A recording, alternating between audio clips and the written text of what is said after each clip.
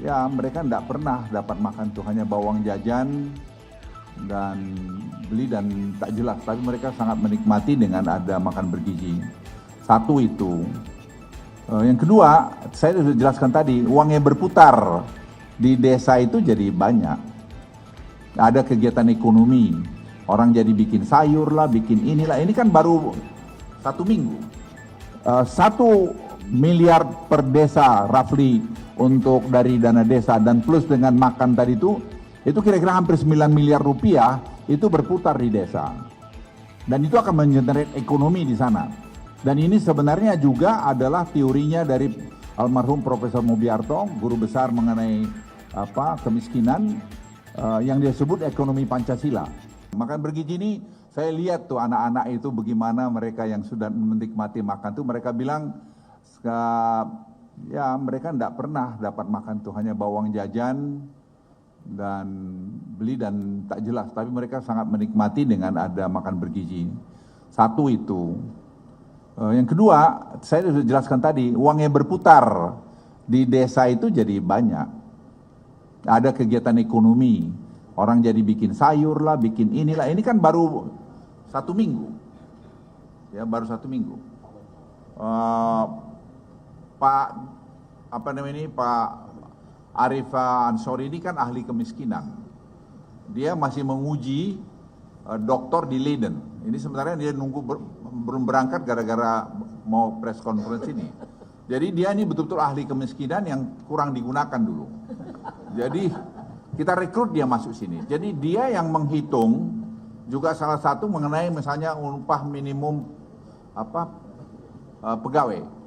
Karena kita gini, tidak boleh emosional melihat ini. Kita harus melihat equilibrium dari semua. Kalau kita naikin gaji terlalu tinggi, bangkrut tuh perusahaan. Tapi kalau gajinya si pegawai tidak kita beri cukup, mati dia. Jadi kita harus lihat equilibriumnya. Tapi kita juga punya masalah mengenai ini, yaitu productivity daripada pegawai kita kurang. Jadi berarti ada masalah human capital. Dan ini perlu kita perbaikin. Jadi kita mampu dulu mengidentifikasi masalah, baru kita bisa melakukan solusinya. Sama tadi dengan pajak ini, nanti dengan digitalisasi ini semua, kita akan paham dengan jelas masalah itu, sehingga menurunkan threshold itu tidak serta-merta menyelesaikan masalah. Bisa nanti penerimaan negara juga bisa jeblok. Jadi kita makanya cepat sekali sekarang pengumpulan data ini, sehingga data mesin ini nanti bisa membicarakan, mengeluarkan laporan-laporannya.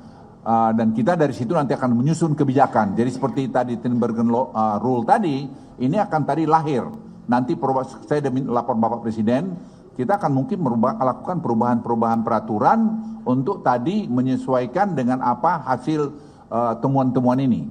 Dan itu saya kira dengan sekarang program makan bergizi dan juga dana desa, kalau Anda hitung, saya akan loncat-loncat ya, karena banyak yang mau disampaikan. Itu 8% growth yang dicanangkan itu bukan hal yang impossible, itu sangat doable untuk dilakukan. Kenapa?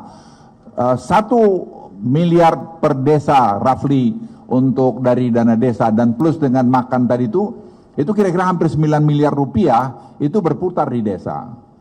Dan itu akan mengenerate ekonomi di sana. Dan ini sebenarnya juga adalah teorinya dari almarhum Profesor Mubiarto, guru besar mengenai kemiskinan yang dia sebut ekonomi Pancasila. Jadi sebenarnya Presiden Prabowo juga tadi mendorong ini semua. Dan ini dengan tadi sistem yang dibuat ini, kita akan semua nanti targeted.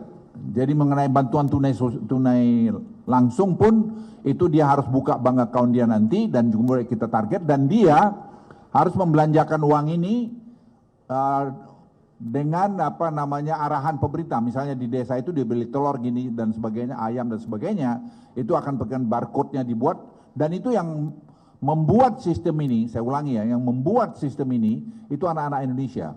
Itu ada 300 sekarang orang yang bekerja di LKPP, di Peruri, di Telkom sana, dan Presiden kemarin malam sudah setuju akan bertemu dengan mereka kira-kira 2-3 minggu dari sekarang setelah sistem ini sudah mulai terbentuk.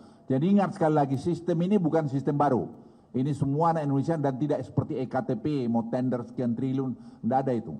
Karena kita pengalaman dengan dulu peduli lindungin, kita nggak keluar duit yang macam-macam.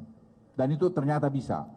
Ternyata bisa. Jadi sekarang kita pun ingin lakukan. Tentu ada juga nanti infrastruktur mesti keluar dana, tapi itu saya kira BPKP sudah kita minta mengaudit secara berkala sehingga betul-betul kita menghindari jangan sampai ada penggunaan-penggunaan yang tidak benar dalam program ini. Karena kita pengen cepat sekali dengan ini.